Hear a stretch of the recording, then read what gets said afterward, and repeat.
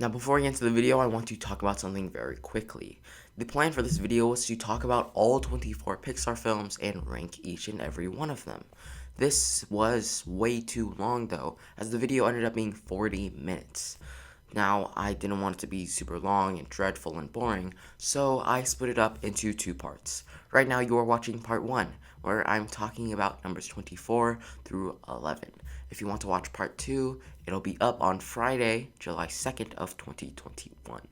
If it's past that date, you can go watch that video after this, but if you're watching this on the day of or any day in between, you're gonna have to wait a bit for that video.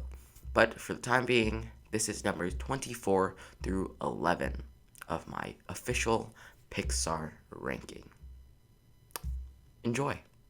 Oh, Pixar, a revolutionary company that's made some of the best movies ever. Pixar Animation Studios has proved itself as much more than just movies for kids, and it's become one of the most well-known names in all of film.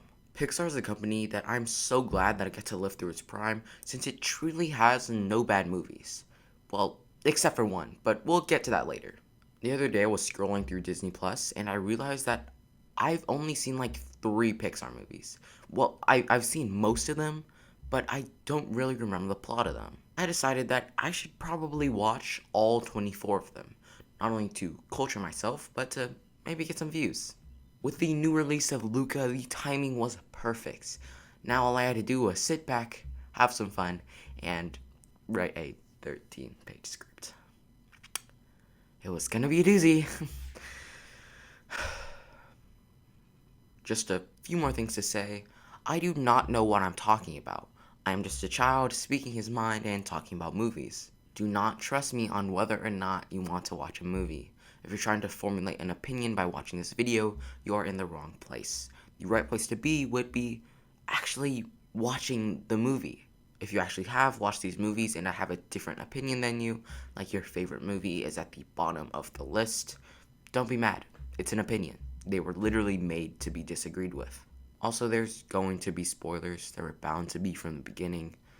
If you don't want spoilers, click off the video. Anyways, thank you for your patience. Your screening will begin shortly. Number 24. No, no, wasabi. Oh, same old, same old. What's up with you? Cars 2. Cars 2 is one of the worst movies I've ever seen. It's truly so meaningless. It's as if they went into a meeting trying to think of ideas for short films and then accidentally made full-on movies and just said F it, and then they made Cars 2 and the abomination that is planes. Really a fun movie about slowing down in life, and the sequel you make is about spies? Whenever I talk about how much I hate this movie, I always get the response of, it's a movie about Lightning and Mater's relationship growing. Well, it is, but it's only because they ruined it at the beginning. I think the most infuriating part about this movie is that literally nothing happened. At the ending of Cars, everything is fine and everybody's happy. Lightning's the fastest racer in the world. Mater's having a good time. The town is doing well, and truly everything is perfect. At the ending of Cars 2, literally nothing changes. Nothing changes. From the beginning of Cars 2 to the ending of Cars 2, there's nothing that happens. Pixar, y'all could have done so much better if this just wasn't a cash grab. Unfortunately, it worked too. They sold a bunch of merchandise and toys, and the movie actually did quite well. It's pretty infuriating to hear, but at least they're done with sequels and won't do it again. Number 23. With the weapons of fallen warriors, his face scarred with one dead. Brave. This movie was actually pretty good. Up until the mom turned into a freaking bear. What happened? It was a cool movie about overcoming the story that was made for you and writing your own instead. How the labels society puts on you don't matter and you can do whatever you want. But it wasn't about that. The mom just turned into a bear and it derailed the entirety of the story. Half the story was just them running away from their idiotic father and doing literally nothing. I mean, I didn't not like watching it. There were some parts that made me chuckle, and there was a few touching scenes. But this movie had so much potential, and it was wasted on absolutely nothing. Which makes this movie not great. Number 22. The Good Dinosaur. So this movie exists. Yeah, no, it was so freaking weird. I think the most annoying part of this movie was that there was just no structure at all. The entire movie was just, hey, let's walk around until we find something to do. Oh, let's follow these dinosaurs around to progress the story. Oh, let's have these dinosaurs steal Spot to progress the story. There was no story at all, which is why they just had to do random things until something happened. No, that's not what you're supposed to do. There's supposed to be a story, except the writers forgot to write one. Also, can we talk about how weird these characters are? Like, I hate Arlo. He's such an idiot. Then the demon child dog baby thing. Just strange. I don't know what to say. There are a few good things about this movie, though. For example, the beautiful scenery and that one scene where Arlo and Spot describe their families and their past to each other with just some sticks. It's truly beautiful how they can understand and relate with just such a simple way in talking. Well, talking. This scene meant so much, and I loved how they brought it back at the... What? What's going on? What's going on? Hold on. Are they high? Are they high? What is this movie? What is going... Why? What's... this... What is happening? What? Overall, this movie was just so bland and forgettable. There were a few touching scenes, and other than that, it was very boring. Number 21. The beach ate me. Cars 3. This movie, like Cars 2, isn't great. Not an abomination, but not great. I didn't like how they shoved Cruz Ramirez down our throats. The antagonist, so bland, and Lightning McQueen, just so unlikable. In fact, in all Cars movies, actually all Pixar movies, Lightning McQueen is probably the least likable character of them all. And no, he's supposed to grow on you, but he doesn't grow on me. He's just annoying. Like, stop. Just because you fixed the town up doesn't matter when you freaking ruined it in the first place. Sorry, I'm getting off track. Off track. Anyways, this movie was still enjoyable in a way. Like, racing is cool, but they could have just done so much more with this movie. Honestly, a Cars 3 just wasn't needed. A Cars 2 definitely was, but not the Cars 2 that we actually got. I feel like if we combined Cars 2 and Cars 3, we could have gotten a much better movie. Maybe the same beginning as Cars 3, as Mater and Lightning's relationship grows, as Lightning still becomes the fastest racer in the world, as he has to overcome the things that happened to him in the crash. After that, they could have just ended it. But I guess more cash grabs. Number 20. Sweetie, turn the lights on while you're down here. You're going to ruin your eyes. Mom, we're doing an initiation. Oh, scary. Well, carry on. Just pretend I'm not here. Monsters University. This was a pretty enjoyable movie. At least for the second half. I thought the scare games were kind of cool, and I enjoyed Mike and Sully's relationship throughout the film. The climax of this film was heart-wrenching, it was exciting, it was fun, and it was just a blast. Other than that, though, yeah, this movie kind of sucked. Yeah, if we don't count the climax, this movie was so boring and forgettable, it just amounted to nothing. The only characters I liked were the announcers of the scare games, the purple long dude, Mike, Sully, and you know, that's about it. I really wish that they played into Randall's character just a bit more. Randall started out as the nice, nerdy roommate. That's the best friend with Mike. And then he went to the other team, and now he's a bully to Mike and a villain that tortures children. What happened? There was literally no context in between those two. What made him go from the good kid to the literal criminal? Yes, he went to the other team, but that shouldn't just change his entire personality. I don't understand, and I really wish that Monsters University gave some backstory behind that, and not just Mike and Sully's relationship. Something I did like was Mike's realization that no matter how hard he tries, you'll never be good enough. It really hurt to watch, but it was really good for the movie. I love how he found another way to achieve his dreams, even if it wasn't the path he was originally planning to take. Again, that was part of the climax, and the climax was so amazing, and the movie still sucked. Yeah, if that last act wasn't so good, this would probably rank lower than Cars 3. 19. Early bird! How about a nice tasty worm on a stick? I'm going to snap. A Bug's Life. This is the movie I was probably least excited for. It's old, it's really meaningless, and it's not a legendary film like Toy Story. This movie definitely surpassed my expectations though. It's a nice tale of a bug and him trying to prove himself. I really liked Flick, and his whole character was so much fun to watch. To sum up this entire movie though, it was just fine. It wasn't bad. As I said, there were no bad Pixar films, except for one. That one being Cars 2. But yeah, this movie is just like, meh. It's probably the most forgettable Pixar film of them all, and I can see why. It's just a movie about bugs with not much meaning at all. This movie was made to just be a fun story, except the problem is it's not that fun. There's really not much to say about this movie. I didn't dislike it. It wasn't amazing. Just whatever. Number 19. Number 18. I will give you and your companions transport upon Guinevere. Who's Guinevere? My mighty steed. Oh, that's embarrassing. Okay, girl, patch you back up. Onward. This movie, not bad.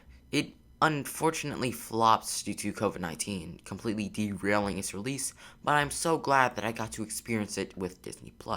I really enjoyed seeing Ian and Barley's relationship growing throughout the film, and the realization that Ian comes to at the end is so heartwarming. Seeing that the only thing Ian wants to be like is his dad and have confidence. That's why he wants to meet him so bad, but he realizes that Barley is the one who's been giving him confidence, and his brother has been that fatherly figure his entire life. I really thought that was great, and the two brothers' thrilling, action-packed, emotional journey that they went on throughout the film was also really fun to watch. I will say though, I really hate Barley's character. I mean, y'all could have casted literally anybody else but Chris Pratt. Like, y'all just casted Chris Pratt to have Chris Pratt and get people in the theaters. Too bad, theaters were all closed, so it didn't pay off. This ranks pretty low, not only because of that, but the entire middle part of the movie was just really weird and strange and made no sense and just was like jumbled together mess. Still, this movie, not bad, but not great. Number 17. Yeah, your job's pretty easy today. All you have to do now is stand there and let me look at you. Cars. This movie is overrated. The second half of the movie is pretty good, but the first half really drags it down. For the first half of the movie, we follow around a big jerk, a not funny tow truck, and Sally, who Lightning is horny for. I don't want to watch that. If you do,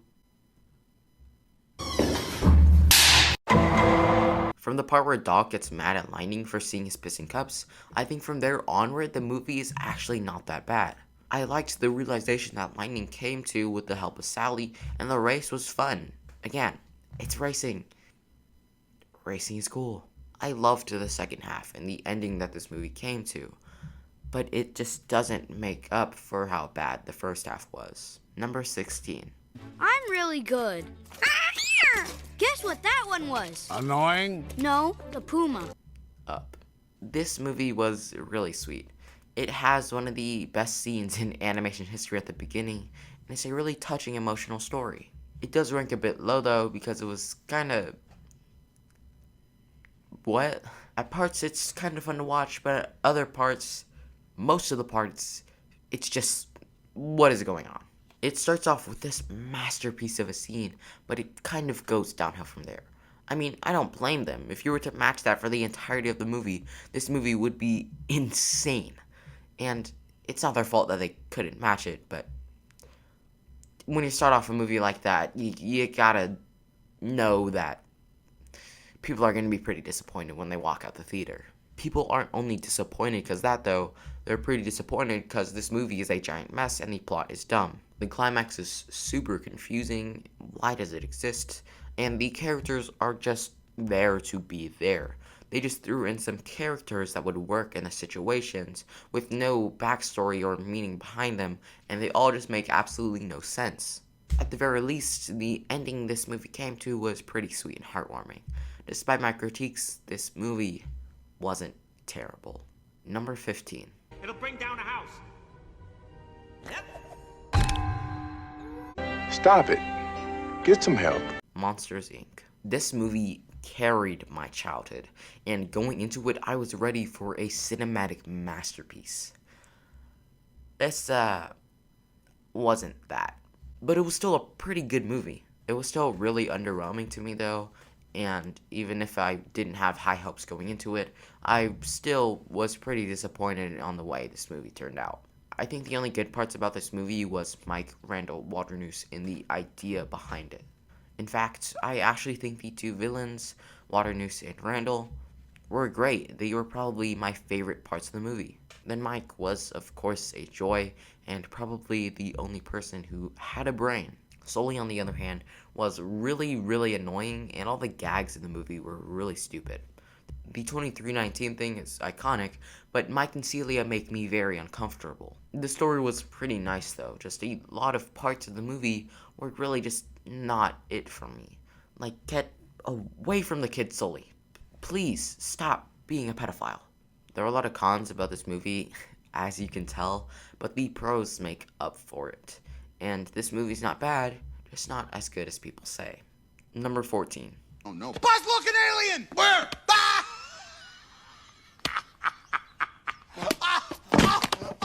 Toy Story. This was both the beginning of Pixar and the beginning of a great series. Toy Story was great. Buzz Lightyear's character was such a joy to watch, and overall the entire cast of toys was so much fun. I think this is probably one of the funniest Pixar movies, and I definitely laughed out loud a few times. That's definitely a plus of this movie, and there are so many memes that came from it. I do rank this a bit low though, because I think the ending this movie came to was incredibly stupid. Like, very stupid.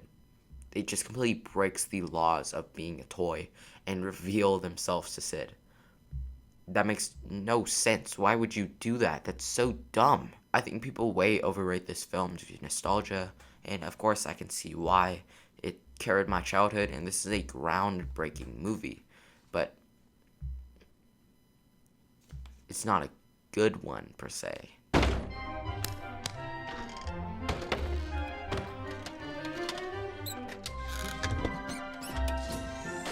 Toy Story 2. This movie has stunning graphics for 1999, but the story is a bit off to me. There are multiple points in the story that were just like, why? Like, the whole Buzz and Zurg thing. So dumb. I don't know why it's there. I think it's there for comedic effects, but like, it's not funny. It's just weird and uncomfy and awkward. Also, the main antagonist, Stinky Pete. So dumb. His reasoning makes no sense at all. I don't understand him. And it took them literally 5 seconds to beat him. There are definitely some cons that come with this movie, but the pros definitely make up for it. I loved Jessie's character, and she has one of the best scenes in Pixar history. I loved Buzz's character, just a joy to watch once more. Woody's journey of finding out that all that matters to a toy is making a child happy was great. And the whole gang's adventure, just a really fun time. I think it's a pretty good movie, and it edges out Toy Story as not the worst movie in the series. Number 12. Everyone? Incredibles 2. Incredibles 2 was amazing. I think it was the perfect sequel and probably ending to the series. The family goes through it all, and each character has their own personal journey. Bob realizing that whatever he wants, as in wanting to be a superhero, doesn't matter when it comes to family. Elastigirl as the main protagonist was really fun to watch. She's definitely the coolest on terms of superheroes. And then the kids were all such a fun time to watch, and I loved how they, at the end, were the ones to save the day. One problem I do have with this movie was those other heroes. The other heroes are really... Nobody likes them at all. I definitely wish they played more into Void's character. Like when Violet was beating Void up, I thought they were gonna like team up and then save the day. Have Void saving the day would be nice as well, so that she can really prove herself. And I think she did prove herself with that one scene with Elastigirl. But I feel like if she saved the day with the kids, I feel like that would have been the best outcome. But yeah, some problems I have with this movie, minor, pretty minor. And the pros about this movie, the things I like, huge. This was a great movie. Evelyn as the twist villain, although predictable, was fun to watch, and I feel like every single character had some meaning and were a great addition to the cast. Brad Bird has done it again, and he did it great. Number 11. Oh, sure. We'll eat our dinner right after you eat this. Got something for you to read right here. Let's just be calm for one second. No, breathe. Find your happy place. Sorry you don't speak moron as well as you, but let me try. Inside Out. I've watched this movie so many times, and it truly just never gets old. Amy Poehler and Phyllis Smith put on an amazing performance in this movie about how happiness isn't everything. It touches on how the high of being happy doesn't matter when you don't ever feel the low of feeling sad. Being sad will only bring out the best in you, and both the watcher and Joy, the protagonist, have to realize that as the movie progresses. Did I cry at that one scene with Bing Bong? Maybe. Did I cry at the ending? Also maybe. But did or did not, it doesn't matter, because this movie was just such a good time. I do have a few problems with this movie, like the story being a bit shaky and some parts of the movie just like, why? But I really don't care. I had a good time. Now this might be a bit of an abrupt ending for you since it's on number 11. Well, it's not the ending because you can go watch part 2 right here. Now if that isn't part 2, well, it hasn't come out yet for you. But if it is part 2, go and click on it right now. Right here you can subscribe, and that's all for me, folks. Peace.